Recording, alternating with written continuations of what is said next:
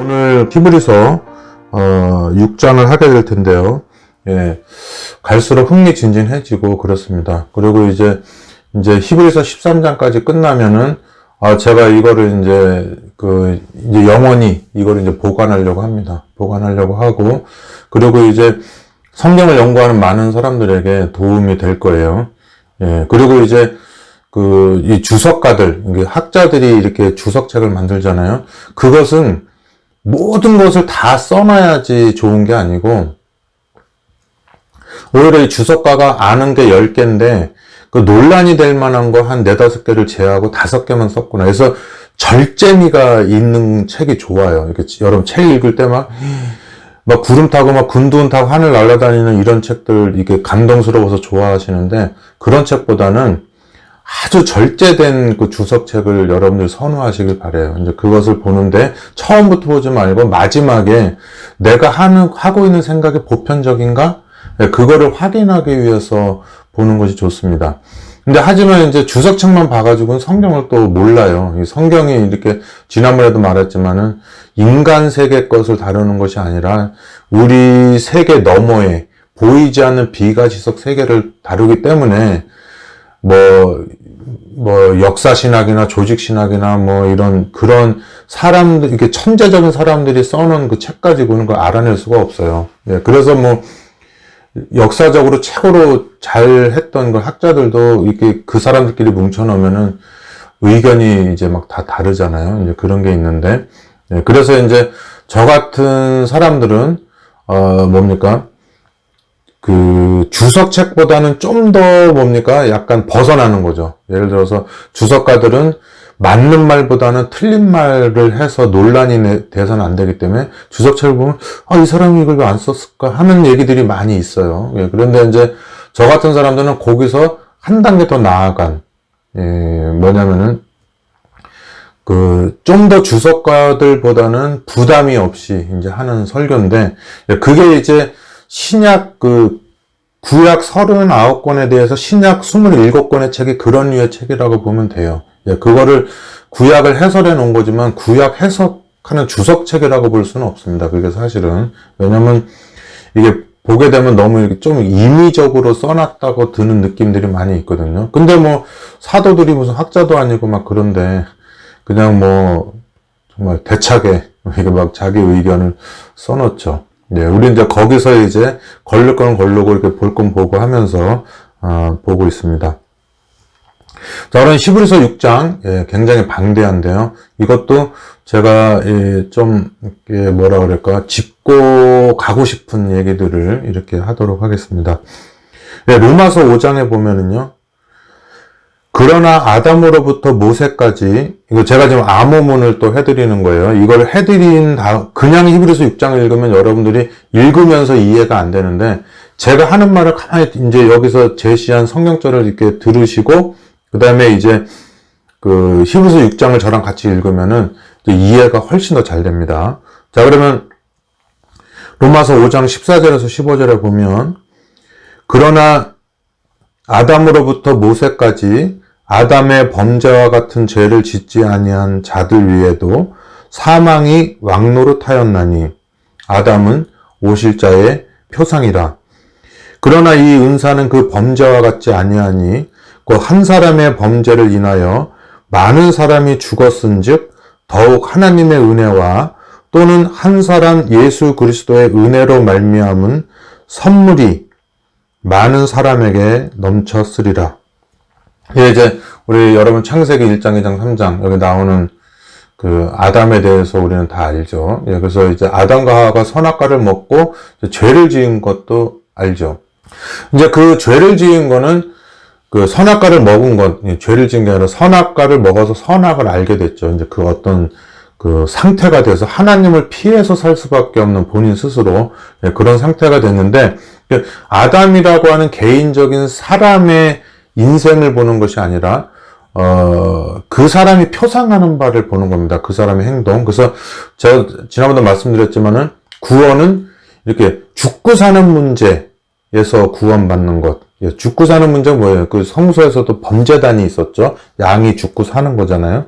예, 그래서 뭐 죽은 그 양의 피를 가지고 뭐 이렇게 여러 가지 성소에 기물에다 뿌리고 이렇게 하는데, 성소 안으로 들어오게 되면은 뭡니까? 그 지성소, 이제 휘장을 찍고 지나가면 지성소라는 곳이 있는데, 그 안에 법궤가 있고 그룹이 있고 이제 하나님의 보좌를 상징하는 이렇게 뭐 시은자가 있고, 이제 거기서 이제 하나님이 이제 앉아 계시는 것이 이제 이렇게 상징적으로 있는데요.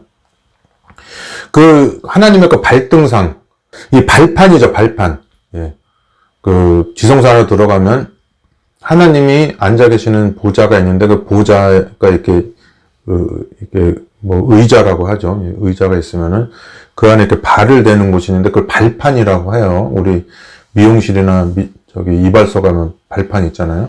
네, 근데 그 뭐 미용실이나 이발소에 있는 발판은 이렇게 밑을 딱 들어가 보면은 그냥 시멘트 바닥이지만은, 성소의 그 발등상은 뭐냐면은 법궤입니다. 우리 법궤가 얼마나 고귀합니까? 근데 그거를 보기만 해도 우사가 죽었는데, 거기에 하나님께서 그 발등, 그 법궤 위에 이렇게 앉아 계시는 거예요. 그래서 이제 그 아래로 뚜껑역으로 들어가 보면은 그 하나님의 계명이 기록된 돌비가 있는 것입니다. 그 돌비 안에 돌비에 뭐가 기록되어 있냐? 선과 악이 기록되어 있어요. 예, 지성소 중앙에 선과 악이 있고, 예, 또 이쪽 그 동쪽으로, 예, 아담과 하와가 쫓겨난 방향으로 동쪽으로 가면은 그 뜰 중앙에, 예, 죽고 사는 문제가 있는 그 어린 양, 그 양이나 이렇게 재물들이 죽은, 예, 그게 있습니다. 그래서 에덴 동산을 보면, 예, 이 선악과가 있는 그 에덴 동산 중앙에 선악과가 있었죠. 그 다음에 뭐예요? 이 선과 악, 도덕적인 문제고, 그 다음에 가죽옷, 예, 생명이죠. 이 두 가지가 있는데, 이 두 가지를 이렇게, 예, 그림으로 만들어 놓으면, 예, 성소 모양이 되겠습니다. 예, 그래서 그 아담이 이제 범죄한 이유로 뭐냐면, 이 종신토록 수고한다. 그게 있었잖아요. 농사 짓는 것. 그래서 이제 아담은 오실자의 표상인데, 여기서 아담은 피조물이고 이 예수님은 아담을 만든 존재잖아요. 그래서 이제 역할론으로 들어가는 겁니다. 예수님은 죄가 없고 아담은 죄가 있잖아요. 예, 있는데 이런 죄성을 비교하는 게 아니라 역할을 비교해서 이제 이 둘째 아담은 이 첫째 아담의 표상이 된다, 이런 말이에요. 자, 그러면 이제 아담이 그 받은 그 벌이 뭡니까? 창세기 3장에 아담에게 이르시되 내가 내 아내의 말을 듣고 내가 너더러 먹지 말라 한 나무 실과를 먹었은즉 땅은 너로 인하여 저주를 받고 너는 종신토록 수고하여야 소산을 먹으리라. 땅이 내게 가시덤불과 엉겅퀴를 낼 것이라. 너의 먹을 것은 밭의 채소인즉 내가 얼굴에 땀이 흘러야 식물을 먹고 필경은 흙으로 돌아가리니 그 속에서 내가 취함을 입었습니다. 너는 흙이니 흙으로 돌아갈 것이니라 하시니라. 여기도 이제 두 가지 문제가 나오죠. 수고와 죽음. 네, 흙으로 돌아간다. 네, 수고와 죽음이 있어요. 그러면 이제 수고는, 이게 바로 죽으면 괜찮은데, 바로 선악과를 먹고 바로 죽는 게 아니라 수고를 거친 다음에 죽게 되는 겁니다. 그래서 하나님께서 그냥 죽일 거면 그냥 죽이지 왜 고생을 시키고, 이제 일종의 고문이죠. 일종의 고문을 시킨 다음에 왜 죽게 하는 것인가? 그런 게 있죠. 또 반대로 생각해 보면은 이제 죽음을 기다리고 있는데 내일 죽을지, 일주일 후에 죽을지, 한 달 후에 죽을지, 1년 후에 죽을지 모른다 그랬잖아요. 그래서 이제 감옥에도 가보면은 이것도 이제 뭐 간수나 형사들이 하는 말인데, 무기징역수까지 있는 데는 이렇게 소란스럽대요. 굉장히 소란스럽고 뭐 깔깔거리고 즐겁게 노는데, 왜냐면은 그 죽는 건 아니니까 살아야지 되니까 즐겁다고 합니다. 근데 저도 들은 얘기인데요. 사형수들이 있는 곳에는 조용하다고 해요. 10년, 100년을 살았어도 내일 죽을지도 모르는 삶을 10년 동안 산 거기 때문에 매일매일 죽을 것 같은 느낌으로 살기 때문에 그 조용하다고 합니다. 예, 그래서 이제 사람들은 이제 그 사형수가 된 거잖아요. 근데 사형수가 되는데 바로 죽이는 게 아니라 언제가 될지 모르는 기간 동안에 이렇게 지나기 때문에 그 수고를 하게 되는데, 여기서 이제 수고의 이제 역할론이 나오겠죠. 우리가 영원히 사는데 수고를 하게 되면 그 수고가 힘든 거지만 가만히 앉아서 언제 죽을까, 내일 죽을까, 어떻게 죽을까 고민하고 사는데 야, 너 땅 좀 팔아. 그러면 땅을 파는 동안에는 그 언제 죽을까 하는 그 고민을 안 하게 되잖아요. 그래서 그 수고라고 하는 것을 이제 이게 영원히 사는 사람에게 주는 수고인가? 그런 아주 저주의 수고인가? 아니면 죽을 사람의 그 심리적 고통을 덜어주기 위한 수고인가? 이거는 이제 그 두 가지 중에 어딘가 하면은 그거를 주신 분을 보면 되겠죠. 그거를 주신 분을 막 악하고 잔인한 분이라고 오해하면 첫 번째 잔인한 수고고, 그 다음에 이분이 우리 어차피 죽을 인생들에게 그 죽음의 고통을 잊어버리게, 그 불안감을 잊어버리기 위해서 주는 수고라면은 그거는 이제 그 약간 자비로운 거죠. 그래서 그것이 첫 번째냐 두 번째냐가 결정지어진 그런 순간이 언제냐면은 십자가죠. 십자가에서 우리 하나님께서 우리에게 그냥 죽이지 왜 고생시키고 죽이느냐, 그런 문제에 대해서 십자가가 그것을 증명하게 되는 것입니다. 너희가 피투성이라도 살라. 너희가 지금 고생해서 죽는 것이 고통을 없애주는 거지만 나는 너네들 없이는 살 수가 없다. 그래서 고생스럽지만 일단 살고 있어라.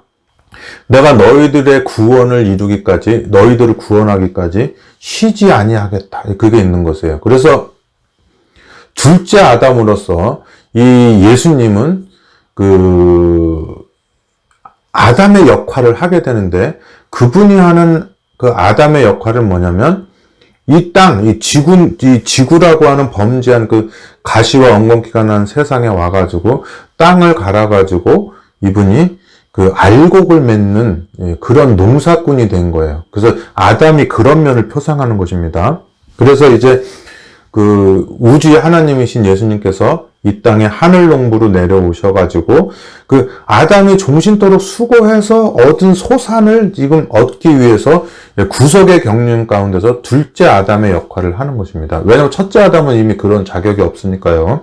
그래서 여기 그 신명기 32장에도 보면 하늘이여 귀를 기울이라 내가 말하리라 땅은 내 입의 말을 들을지어다 나의 교훈은 내리는 비요 나의 말은 맺히는 이슬이요 연한 풀리에 가는 비요 채소 위에 담비로다. 내가 여호와의 이름을 전파하리니 너희는 위엄을 우리 하나님께 돌릴지어다. 그는 반석이시니, 히브리서에도 나오죠. 반석 얘기. 반석이시니 그 공덕이 완전하고 그 모든 길이 공평하며 진실무망하신 하나님이시니 공의로우시고 정직하시도다. 자, 그래서 여기 실물교훈이라고 하는 책 67페이지에 보면 이런 얘기가 있습니다. 밀은 처음에는 싹이요, 다음에는 이삭이요, 그 다음에는 이삭에 충실한 곡식으로 자라난다. 농부가 씨를 뿌리고 곡식을 가꾸는 목적은 열매를 얻기 위함이다. 그들은 굶주림을 채울 양식을 바라고 후일에 거둘 추수를 위하여 씨를 뿌린다. 이와 같이 하늘의 농부께서도 당신의 수고와 희생에 대한 보수로서 수확할 곡식을 찾으신다.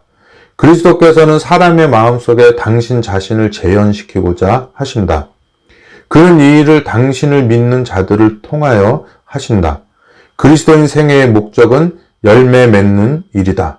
곧 믿는 사람의 마음속에 그리스도의 품성을 재현시키고 또 다른 사람에게서 그 품성이 재현되도록 하는 것이 그리스도인 생애의 목적이다.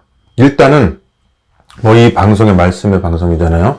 일단은 우리 사람의 마음이 밭입니다. 그래서 밭이 이제 농부가 오셔가지고 씨를 뿌렸는데 아예 길가에 뿌려진 씨가 있어요. 그거는 뭐 듣자마자 그냥 딴 데로 날아가는 거고. 그 다음에 이제 뭐냐면은 두 번째는 돌짝 위에 뿌려진 씨가 있는 것입니다. 돌이지만 거기 흙 있는 데가 있어서 뿌리를 내렸겠죠. 그 다음에 이제 뭐 환란이 약간 오면은 그거를 뭡니까? 이제는 그 열매를 맺지 못하죠.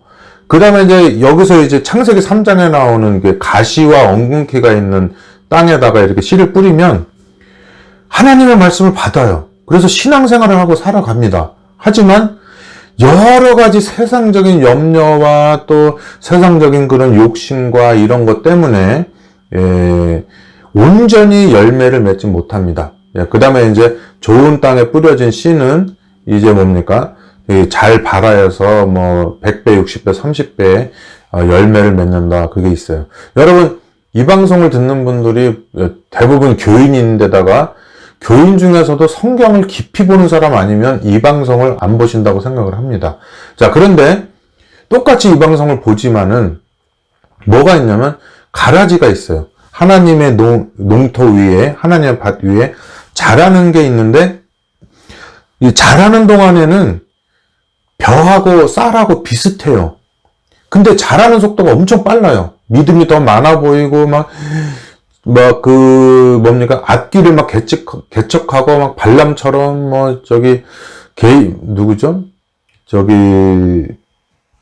엘리사의 뭐 있잖아요. 사환. 그런 사람들처럼, 막 게하시나 뭐 이런 사람들처럼 그 신앙심이 막 있어 보여요. 막 그렇지만은 이제 그런 사람으로 비교하면 안 돼. 그런 사람 비교하면 되겠군요. 이렇게 자라나는데 나중에 알고 봤더니 막 키가 사울처럼 사울왕처럼 보통 사람보다 목이 하나가 더 나오게 막 자라는데 나중에 알고 봤더니 이거는 쌀이 아니고 벼도 아니고 밀도 아니고 그냥 가라지. 쌀하고 이 벼하고 모양이 비슷한 가라지인 겁니다. 그 다음에 이제 또 뭐가 있냐면 쭉정이라고 있죠. 쭉정이는 진짜 벼예요. 벼처럼 똑같이 자라나고 있는데 그 안에 보면 쌀 알갱이가 들어있지 않는 것. 그것이 쭉정이라고 하는 것입니다. 이게 굉장히 쭉정이라고 하는 것이 제일 마음이 안타까운 거예요. 그래서 그것이 이제 나와 있는 겁니다. 그래서 이제 우리가 밭을 갈든지 과수원이 있고 그다음에 이제 벼농사가 있고 하지만은 그런 것은 굳이 구분하지 않고 과수원이라든지 그 벼농사라든지 이런 모든 것이 그 사람이 농사져서 이제 먹고 사는 거라고 봤을 때 이사야 5장에 보면 내가 나의 사랑하는 자를 위하여 노래하되 나의 사랑하는 자의 포도원을 노래하리라. 나의 사랑하는 자에게 포도원이 있으며 심히 기름진 산내로다. 땅을 파서 돌을 제하고 극상품 포도나무를 심었도다. 에덴 동산에 그 생명과 선악과를 심은 것처럼 극상품 포도나무를 심었는데 그 중에 망대를 세웠고 그 안에 술투를 팠었도다. 좋은 포도 맺기를 바랐더니 들포도를 맺혔도다. 예루살렘 거민과 유다 거민들아 구하노니 이제 나와 내 포도원 사이에 판단하라. 내가 내 포도원을 위하여 행한 것 외에 무엇을 더할 것이 있었으랴. 내가 좋은 포도 맺기를 기다렸거늘 들포도를 맺힘은 어찌민고. 이제 내가 내 포도원에 어떻게 행할 것을 너희에게 이르리라. 내가 그 울타리를 걷어 먹힘을 당케 하며 그 담을 헐어 짓밟히게 할 것이요.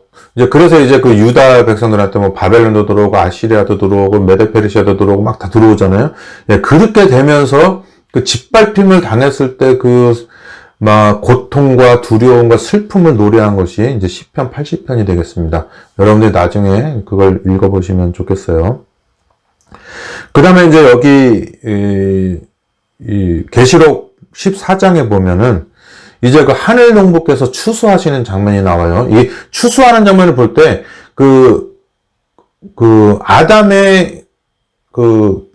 아담이 표상하는 원형으로서 둘째 아담이신 예수님을 생각하셔야 돼요. 창세기 3장을 생각하시면서 14장 13절에서 16절에 또 내가 들으니 하늘에서 음성이 나서 가로되 기록하라. 자금 이후로 주 안에서 죽는 자들은 복이 있도다 하시매 성령이 가라사대 그러하다. 저희 수고를 그치고 쉬리니 이는 저희의 행한 일이 따름이라 하시더라. 14절에 또 내가 보니 흰 구름이 있고 구름 위에 사람의 아들과 같은 이가 앉았는데 그 머리에는 금 면류관이 있고 그 손에는 이한 낫을 가졌더라. 또 다른 천사가 성전으로부터 나와 구름 위에 앉은 이를 향하여 큰 음성으로 외쳐 가로되 내 낫을 휘둘러 거두라. 거둘 때가 이르러 땅에 곡식이 다 익었음이로다 하니 구름 위에 앉으신 이가 낫을 땅에 휘두르매 곡식이 거두어지니라. 예, 그래서 이거 뭐 우리 찬미가도 있죠. 예, 뭐 넓은 들에 익은 곡식 그랬는데 이 둘째 아담이신 예수님께서 당신의 죄를 인한 그런 농사를 짓는 게 아니라 구속 사업을 위해서 그 첫째 아담이 실패한 자리에서 둘째 아담으로서 하늘 농사를 짓게 되는 것입니다. 영원 수확의 농사를 짓게 되는 거죠. 그래가지고 우리 마음 가운데 오셔가지고 죄된 본성이라든지 의심이라든지 막 의심의 안개 거치고 막 이런 게 있었잖아요. 여러 가지 그 하나님께로 가지 못하게 하는 가시와 엉겅퀴들을 다 제거를 하시는 겁니다. 그것을 하기 위한 그 인간으로 하여금 그 하나님으로부터 가지게 된 그 하나님을 향한 그 모든 오해와 이런 것들을 불식시킨 것이 뭐예요? 예, 십자가인 것입니다. 그 십자가에서 나오는 빛으로부터 우리로 하여금 그 하나님께 가지 못하게 하는 그 모든 그런 제약 요소들을 다 제거하시고 그리고 하나님한테 우리의 모든 것을 의탁하게 만드는 것이에요. 예, 그래서 우리 마음 가운데 의심을 다 버리게 되고 그리고 예수님을 따라가게 되는 거죠. 나는 길이요 진리요 생명이니 나로 말미암지 않고는 아버지께로 올 자가 없느니라. 그래서 그분이 가신 길을 향해서 가는 순교자의 삶, 예, 사명의 삶, 그리고 이 땅에 태어나서 인간이 마땅히 걸어야 될 그런 복락원의 삶을 살게 되는 겁니다. 자, 그래서 예수님이 그렇게 하셨던 것처럼 우리도 하늘 농부거든요. 그래서 예수님께서 그런 모든 수고를 통해서 얻은 열매를 바라보면서 다 이루었다 그러고 이제는 뭡니까? 십자가에서 안식을 하시고 그 다음에 이제 그런 씨앗이 뿌려졌기 때문에 지금까지 뭡니까? 이 하늘 농부께서는 그 십자가를 말미암아 구속의 씨앗을 이게 심게 된 그런 모든 일들을 이제 재림 때 그 추수하기 위해서 그 기간을 지금 보내고 있는 것입니다. 그리고 이제 재림 때 내려오셔가지고 이제 수많은 그 영혼들을 바라보면서 이 알곡들을 바라보면서 이제 기쁜 만족감을 이렇게 누리시는 거죠. 그래서 이사야 53장에 보면 여호와께서 그로 상함을 받게 하시기를 원하사 질고를 당케 하셨은즉 그 영혼을 속건제물로 드리기에 이르면 그가 그 씨를 보게 되며 그날은 길 것이요 또 그의 손으로 여호와의 뜻을 성취하리로다. 가라사대 그가 자기 영혼에 수고한 것을 보고 만족히 여길 것이라. 예, 수고한 것을 보고 만족히 여길 것이라. 나의 의로운 정이 자기 지식으로 많은 사람을 의롭게 하며 또 그들의 죄악을 친히 담당하리라. 그래서 우리가 이제 하늘 농부와 합쳐가지고 같은 추수꾼이 돼서 가는 겁니다. 이 세상에 일할 수 있는 그 밭이 너무나 많은데, 추수할 게 너무나 많은데 추수할 일꾼이 없도다. 그래서 너네들이 막 기도하라 그랬잖아요.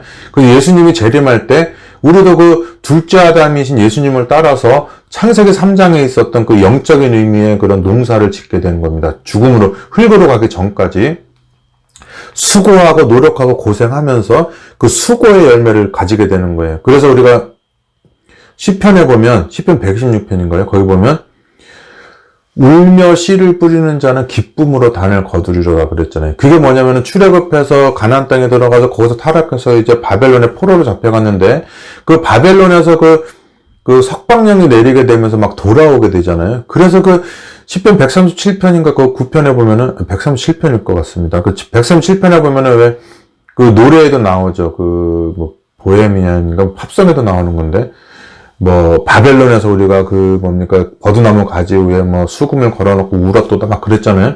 그렇게 바벨론에서 서럽고 슬픈 그런 그 시장민, 예, 그다음에 그 뭡니까 나라 잃은 백성으로서의 서러운 생활을 살다가 거기서 이제 해방의 소식을 듣고 사람들로 하여금 막 그 유다 땅으로 같이 가려고 막 하는 겁니다. 예수님 재림 때 그 하늘나라에 같이 들어가기 위해서 재림의 날 그 복락원의 그 세상에 다시 들어가기 위해서 막 이렇게 노력하는 겁니다. 그렇게 해서 이제 그 정말 절대로 정복될 것 같지 않았던 바벨론이 메데 페르시아에서 정복이 되고 그 다음에 그 이사에서 나오는 고레스 왕이 뭡니까? 너네 가서 뭐 성소를 짓고 뭐 성전을 짓고 예배 드려라 막 이래가지고 막 돌아오잖아요. 그죠? 수르바벨하고 여호수아가 막 들어오는데 뭐 또 2차, 3차 또 포로 석방령도 있고 하죠. 그런데 오면서 그들이 뭡니까? 절대로 정복당하지 않을 것 같은 그런 나라가 정복을 당하면서 그 이제 유다 땅으로 돌아오면서 뭡니까? 다 사람들 데리고 오면서 올 때 우리가 꿈꾸는 것 같았도다. 예. 우리가 그 바벨론의 포로로 잡혀 있다가 해방돼서 올 때 꿈꾸는 것 같았도다. 그런데 바벨론에 너무 적응돼서 안 오려고 하는 그 하나님의 백성들이 너무 많아서 울면서 씨를 뿌리러 나가는 겁니다. 예. 너희는 모든 족속으로 제자를 삼아 아버지와 아들과 성령의 이름으로 침례를 주고 이 모든 것을 가르쳐 지키게 하라 하면서 울며 씨를 뿌리러 나가서 그 영혼들을 데리고 이렇게 돌아오는 장면. 시편 126편, 그게 이제 재림의 장면을 생생하게 보여주는 그런 장이 되겠습니다.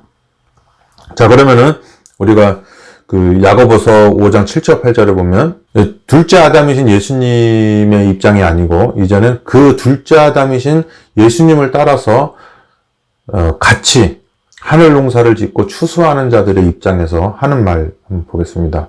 야고보서 5장 7절 8절에요. 그러므로 형제들아 주의 강림하시기까지 길이 참으라. 보라, 농부가 땅에서 나는 귀한 열매를 바라고 길이 참아 이른 비와 늦은 비를 기다리나니 너희도 길이 참고 마음을 굳게 하라. 주의 강림이 가까우시니라. 그랬잖아요. 그래서 이제 뭐 신명기 11장에 보면 너희가 그 신명기 28장에 나오는 여러 가지 뭐 있잖아요. 그것도 있고 또 레위기 20장에 보면은 너희가 범죄했을 때 뭐 기도하고 다시 용서받아라 이런 거 있는데 그런 모든 거를 순종했을 때 하나님께서 너희에게 이른 비와 늦은 비를 내리겠다 했습니다. 그 사도행전이 그거 아니에요. 그 이른 비가 성령 하나님이 내리시면서 유쾌하게 되는 날이 오는데 그때는 이렇게 하나님의 말씀이 막 지지부진하고 이렇게 되는 것이 아니라 이제는 물이 바다 덮음같이 여호와를 아는 지식이 비처럼 세상에 덮이면서 하나님의 사업이 마지막으로 구속의 사업이 끝나면서 예수님의 재림이 이 땅에 임하는 것입니다. 저는 지금 보면은 진짜 세상이 옛날처럼 아무렇지도 않은데 막 그 세상이 막 멸망한다 막 이게 아니라 지금은 정서적으로도 이제 지구가 더 이상 역사가 더 가야 될 의미가 없는 시대가 오는 것 같아요. 더 간다 할지라도 그냥 뭐 AI나 이렇게 기계처럼 아니 기계화된 그 사람들, 뭐 영화에도 많이 나오는 좀비처럼 영혼이 없이 그냥 눈만 뜨고 걸어만 다니고 있는 그런 로봇과 다름없는 그 세상이 되지 않나 이런 생각이 듭니다. 그래서 성경이 만약에 진리라면 그러한 상황에서 예수님이 이제 되었다 하고서는 이제 영광의 재림을 그때 할 것이라는 생각이 들고 저도 무슨 일인지 모르지만 계속 내가 추구하고자 하는 뭐 이게 그 세상의 일이 안 되면서 다시 이렇게 말씀에 전념하게 되는 것도 그런 것이 아닌가 생각이 듭니다. 자, 그러면은 히브리서 6장을 제가 읽어보겠습니다. 1절부터 제가 읽습니다. 그러므로 우리가 그리스도의 도의 초보를 버리고 죽은 행실과 회개함과 하나님에 대한 신앙과 세례들과 안수와 죽은 자의 부활과 영원한 심판에 관한 교훈의 털을 다시 닦지 말고 완전한 데 나아갈지니라. 이제 이건 지난번에도 이제 많이 얘기했으니까 제가 얘기 안 하겠습니다. 왜냐면 이거는 그 당시 상황을 보면 금방 알 수 있어요. 예수님도 그렇고 제자들도 그렇고 사도 바울도 그렇고 어떤 문제 때문에 유대인들과 많이 싸웠는지 그런 거를 보면 알게 되고 그 다음에 사도 바울 포함해서 제자들도 처음부터 예수님을 온전히 믿은 게 아니라 처음부터 그 하나하나 배워갈 때 씨 뿌리는 자의 비유 배워가면서 그들이 이제 그걸 다 이룬 다음에 완전히 이제 예수님 승천한 다음에 그들이 그 예수님의 역할을 할 때는 그 옛날 어린아이와 같은 신앙을 버렸도다 아마 그런 게 있잖아요. 그래서 옛날에 여러 가지 그 히브리 사람들의 문화 가운데서 지켜지는 종교의식이나 여러 가지 이런 것들을 버리고 심지어는 예수님이 왔을 때라도 그 신약의 기별 속에서도 예수님한테 오고 나를 따르러 와서 모든 걸 버리고 따라온 다음에 그 회개가 뭡니까? 하늘나라는 어쩝니까? 이런 모든 그런 도의 철을 그 초보를 버리고 더 이상 예수님한테 배우는 입장의 그런 사도나 제자가 아니고 예수님이 승천한 이후에 예수님의 역할을 완전히 반사하는 그런 종류의 스데반과 같은 사도 바울과 같은 그 다음에 회개한 베드로 전후서를 쓴 베드로와 같은 아볼로와 같은 그런 신앙을 가지도록 하거라 이렇게 하는 거죠. 예, 그 아볼로도 그랬죠. 너는 침례 요한의 침례밖에 모르노라 그랬을 때 예수 그리스도의 침례가 뭔지 그런 것도 해주고 갈라디아서에서 나오는 5장에 나온 성령의 열매라든지 이런 것들로 나가야지 되는데 옛날에 그 예수님한테 3년 반 동안 배우던 제자들처럼 이런 것을 다시 답습하지 말라 이런 게 있는 것입니다. 여기 이제 중요한 게 나옵니다. 3절에 하나님께서 허락하시면 우리가 이것을 하리라. 한 번 비침을 얻고 하늘의 은사를 맛보고 성령에 참여한 바 되고 하나님의 선한 말씀과 내세의 능력을 맛보고 타락한 자들은 다시 새롭게 하여 회개케 할 수 없나니 이는 자기가 하나님의 아들을 다시 십자가에 못 박아 현저히 욕을 보임이라. 이런 사람이 누가 있겠어요? 사울왕 같은 사람이 있겠죠. 3년 반 동안 예수님을 따라다니면서 모든 그 성경 말씀과 그분의 역사를 깨닫고 다 했는데 결국은 변화되지 못한 쭉정이죠. 벼와 같은 모양인데 사실 이게 벼를 이렇게 알곡을 이렇게 껍데기를 벗겨내 보니까 속에 아무것도 없는 그 상태를 발견하고 목매달아 죽었던 그게 있었잖아요. 한 번 빛을 보고 떠난 사람들 누가 있을까요? 데마도 있겠죠. 사울왕도 있을 테고 유다도 있을 테고 기타 등등. 예. 게하시도 그런 사람일 수도 있겠죠. 어떻게 보면 나중에 돌이켰는지는 모르겠지만은 그런 것처럼 과거의 사람이 중요한 게 아니라 지금 여러분들이 어떤가 신앙을 좀 살펴볼 필요가 있어요. 우리 처음에 신앙 받아들이고 꿈결 같았던 그런 초신자 때의 그 신앙을 지금도 가지고 있는지, 그렇게 꿈 같은 신앙을 점점 이렇게 올라가서 처녀의 그런 아름답고 싱그러운 그 아름다움에서 어머니의 숭고한, 자녀를 계속 낳으면서 어머니의 숭고한 그 아름다움을 가지게 된 성숙한 그리스도인이 됐는지, 아니면 지금도 연반에 누가 수석장로 될 건지 수석집사 될 건지, 이번에는 다시 누구의 반차를 따라서 이렇게 합회장이 될 건지 연합회장이 될 건지, 이런 줄서기 하고 있는 신앙과는 전혀 관계가 없는 정치적인 그리고 경제적인 사꾼이 돼버렸는지, 정치 목사가 돼버렸는지, 세상적인 서기관과 바리새인들처럼 돼가지고 겉으로는 신앙을 하는 것 같지만 완전히 믿음에 관해서는 파손된 그런 존재가 되었는지 알아야 됩니다. 그런 사람들은 어떤 말씀을 들어도 본인들이 알지만 이렇게 맥없이 이렇게 있고 염세주의에 빠져가지고 절대 변하지 않는 그런, 완전히 이 씨 뿌려도 자라나지 않는 그런 저주받은 땅, 에스겔서에 나오죠. 거기는 씨를 뿌려도 자라나지 않는 그런 땅이 되는 것입니다. 그거를 뭐라고 했냐면은 7절 8절 보면 이 창세기 3장에 있는 얘기가 나오는 겁니다. 그 신명기 32장 11장 이런 데 있는 얘기가 나와요.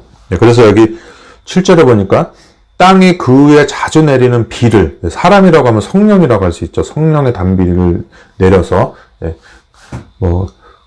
가물어 메마른 땅에 단비를 내리듯이, 그러면서 이렇게 막 성령의 단비가 막 내리는데 그 비를 흡수하여 밭가는 자들, 추수할 사람들, 추수할 건 많은데 추수할 사람이 없다 그랬잖아요. 그래서 하늘 농부와 그 농부를 같이 따라다니는 저기 있잖아요. 보아스와 또 이렇게 거기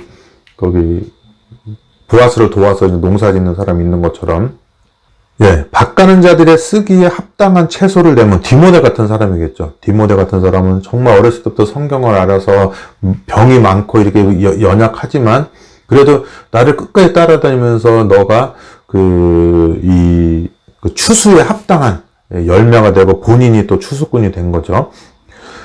쓰기에 합당한 채소를 내면 하나님께 복을 받고, 만일 가시와 엉겅퀴를 내면 버림을 당하고 저주함에 가까워 마지막은 불사름이 되리라. 그래서 이제 그 창세기 3장에 나오는 그런 얘기가 있고, 이게 계시록 14장에 하늘 농부가 넓은 들에 익은 곡식, 낫을 휘두르 거두라 막 이런 것이 있잖아요. 그런 것들을 생각하면 되겠습니다. 여기 6절 7절이 아주 저는 야, 이 바울이 정말 창세기를 어마어마하게 보면서 명상해가지고 이거를 썼구나. 그러면서 히브리서뿐만 아니라 로마서고 고린도서고 계속 첫째 아담, 둘째 아담 하면서 그 하늘 농사 얘기를 하는 겁니다. 밭 가는 자 얘기. 예, 밭 가는 자라고 하는 제 설교, 옛날에 그 1990년대 보면 그 설교한 게 있는데, 예, 혹시 그 테이프가 남아있는지 모르겠어요. 그 다음에 이제 시간이 없어서 이제 또 끝내도록 하겠습니다. 사랑하는 자들아, 우리가 이같이 말하나 너희에게는 이보다 나은 것과 구원에 가까운 것을 확신하노라.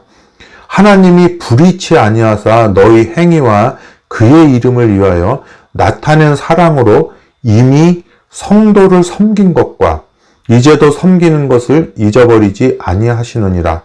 우리가 간절히 원하는 것은 너희 각 사람이 동일한 부지런을 나타내어 끝까지 소망의 풍성함에 이르러 게으르지 아니하고 믿음과 오래 참음으로, 아까 야고보서 얘기했죠. 그죠? 오래 참음으로 말미암아 약속들을 기업으로 받는 자들을 본받는 자 되게 하려는 것이니라. 예, 그래서 아까 농부들이 그 하늘의 비를 바라보고 열심히 수고한다 그랬잖아요. 여러분, 우리가 지금 막 그 꿈꿀 때 가위 눌리는 것처럼 막 한 발짝 한 발짝 걸어가지지가 않는 그런 신앙생활을 하고 있지만, 제 얼굴 밝으죠. 그 고생을 하고 살아도. 이 밝은 이유가 뭐겠어요? 힘들어 죽는 건 똑같은데 계속 7번 쓰러지면 8번째 하나님과 하나님의 말씀을 보고 다시 일어나니까 이게 계속 이렇게 염세주의 같다가도 다시 이렇게 즐거운 마음으로 살아나면서 얼굴이 이렇게 생글생글 얄미울 정도로 빛나는 겁니다. 이게 하나님 마음대로 하시오. 뭐 이런 게 있어요. 예. 당신이 만들었으니까 알아서 하시겠지. 뭐 이런 게 있어가지고 하나님하고 전 거의 친구나 마찬가지입니다. 우리 딸이 저보고 그래요. 수민이가. 아빠, 우리 한 30년 같이 살았으니까 이제 뭐, 맞짱 떠도, 맘 놓고 지내도 되는 거 아니야? 이러더라고요. 30년 같이, 걔랑 나랑, 제가 30살에 걔를 낳았으니까 제가 60이면 걔가 30살이잖아요. 우리 30년 같이 살았는데, 이제 뭐, 서로 트고 살아야 되는 거 아닌가? 이러는데, 그게 열받는 게 아니고 너무 기뻐요. 그래서 이 엘리야도 그렇고 요나도 그렇고 뭐 하나님하고 막 이렇게 싸우잖아요. 내가 당신하고 싸우다 죽어도 내가 상관없다고 막 이렇게 하고, 내 백성 멸망시킬 거면 이 땅의 생명 말고 당신 생명체계, 내 둘째의 생명을, 영원한 생명을 없애버려라. 막 이렇게 하는데, 그것이 이제 너무 가깝게 느껴지니까 친구처럼 얘기했다고 이렇게 하는 겁니다. 예, 그리고 야, 너 내가 올 때 바위 위에 숨어라. 내 빛이 너무 선한 빛이 너무 밝아서 너 죽을 수도 있어. 이러면서 그 당신의 빛도 모세가 가리는 게 아니라 자기 스스로 가린 겁니다. 왜냐면 모세가 이 100만 볼트를 보면은 죽기 때문에 이 건전지 볼트로 10볼트로 딱 내려서 이렇게 오시는 거예요. 그것도 당신이 빛을 가린 거예요. 모세야 네가 가려라 그러는 것이 아니라 이 당신이 가렸는데, 그게 뭐냐면 하나님의 신성을 나사렛에, 그리고 너무 그 로마의 황제아들로 태어나면 너무 그것도 쳐다볼 수도 없잖아요. 그러니까 이 세상에 어느 누구도 바라보지 못할 사람이 없도록 하기 위해서 베들레헴의 구유에서 태어난 겁니다. 그 예수님을 내가 마음으로도 알고 정서적으로 아는데 그분을 왜 무서워하겠어요? 예. 정말 두려움 없이 그분께서 열어놓으신 그 휘장을 따라서 제가 하나님의 지성소 앞으로 담대하게 가는 겁니다. 왜냐하면 거기에 왕이신 하나님이 계시는데 그 옆에 우리를 위해서 밤낮 변호하시는 예수님이 계시고, 로마서 8장에 우리를 위해서 늘 탄식으로 변호하시는 성령 하나님, 삼위일체 하나님이 그 많은 능력과 전지전능하심으로 나를 보살펴 주시는데 내가 염려할 게 뭐가 있겠습니까? 그죠? 예. 뭐 나는 내 친구 되신 하나님과 뭐 영원히 다정하게 지내리, 뭐 천지가 없어진다 해도 나는 두려워하지 않겠다. 뭐 이런 게 있는 것이에요. 뭐 시편 118편에도 나오죠. 그런 얘기. 네, 그래서 하나님이 아브라함에게 약속하실 때 가리켜 맹세할 자가 자기보다 더 큰 이가 없으므로 자기를 가리켜 맹세하여 가라사대 내가 반드시 너를 복주고 복주며 너를 번성케 하고 번성케 하리라 하셨더니 저가 이같이 오래 참아 약속을 받았느니라. 사람들은 자기보다 더 큰 자를 가리켜 맹세하나니 맹세는 저희 모든 다투는 일에 최후 확정이니라. 이게 가뜩이나 글이 작아서 읽을 수도 없는데 여러분 읽으실 수 있겠어요, 이거? 예. 정말 그 희미한 글자의 모양만 보고 제가 지금 읽고 있는 거예요. 예. 하나님은 약속을 기업으로 받는 자들에게 그 뜻이 변치 아니함을 충분히 나타내시려고 그 일에 맹세로 보증하셨나니 이는 하나님이 거짓말을 하실 수 없는 이 두 가지 변치 못할 사실을 인하여 앞에 있는 소망을 얻으려고 피하여 가는 우리로 큰 안위를 받게 하려 하심이라. 우리가 이 소망이 있는 것은 영혼의 닷. 여러분 배가 둥실둥실 떠다니면 얼마나 불안해요. 근데 닷 있잖아요. 이렇게 생긴 거. 뽀빠이 여기 어깨에 있는 거요. 그거를 딱 내려서 앵커라 그러죠. 예. 헬라어도 비슷합니다. 그 뜻이. 그 의미 있잖아요. 앵커. 이거 딱 내려가지고 지금 미래의 불확실 때문에 고통당하는 사람들 많이 있죠. 지금 세상도 좀 혼란스럽고. 그렇지만 그 예수님을 따르는 이 사람들은 그 영혼의 닷 같은 것이 이게 딱 이 땅속에 깊이 박혀가지고 배가 안정되게 있게 되는 겁니다.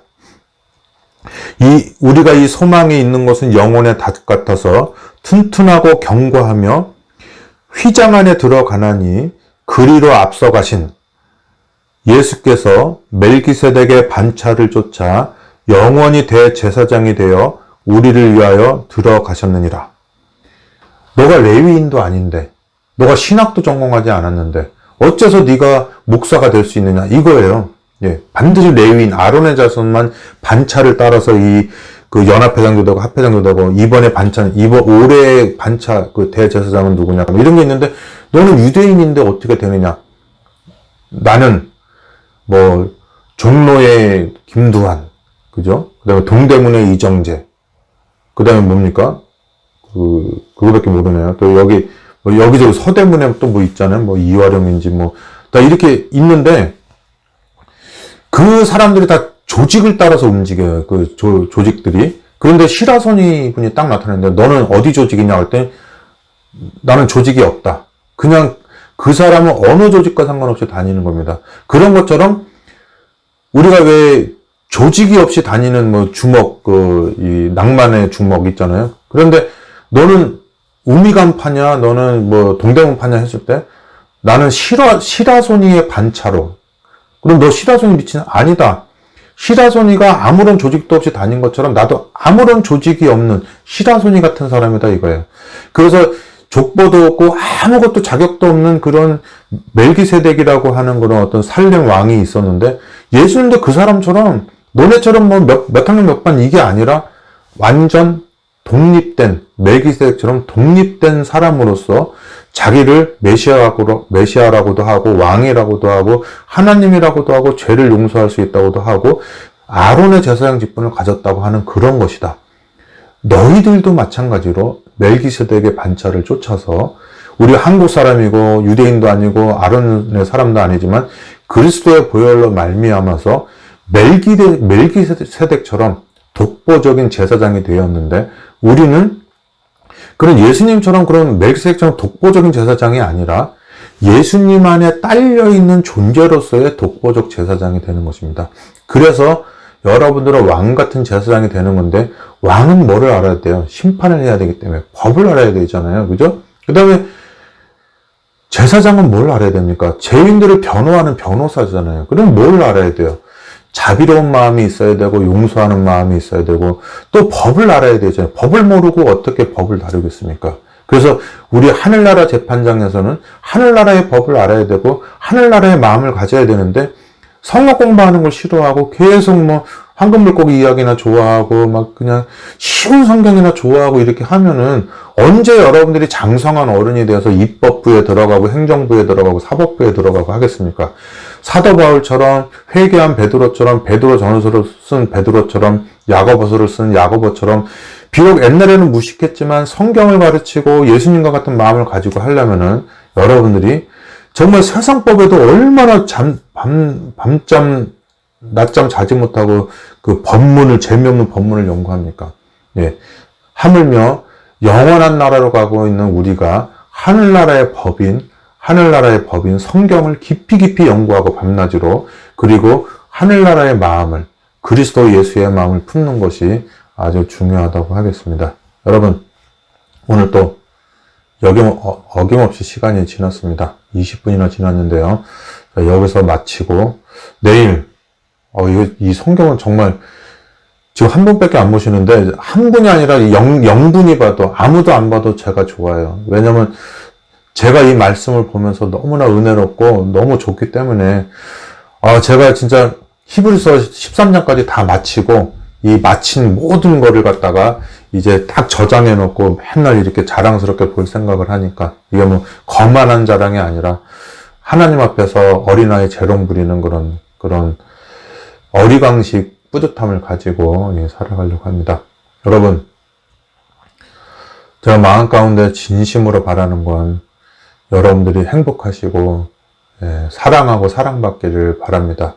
여러분의 존재는 빚지고 못 살고 새빵 살고 막 이런 존재가 아니라, 이 세상에 있는 지구에 있는 것을 다 팔아서 그 하늘나라 기왓장 하나도 못 산다고 하잖아요. 그런 어마어마한 우주적 사랑과 관심을 받고 있는 거라는 거 꼭 잊지 마시고 사시기를 바라고, 그러한 사랑이 여러분 가운데 늘 충만하기를 바라는 것이 1%도 거짓말이 아닌 저의 진심입니다.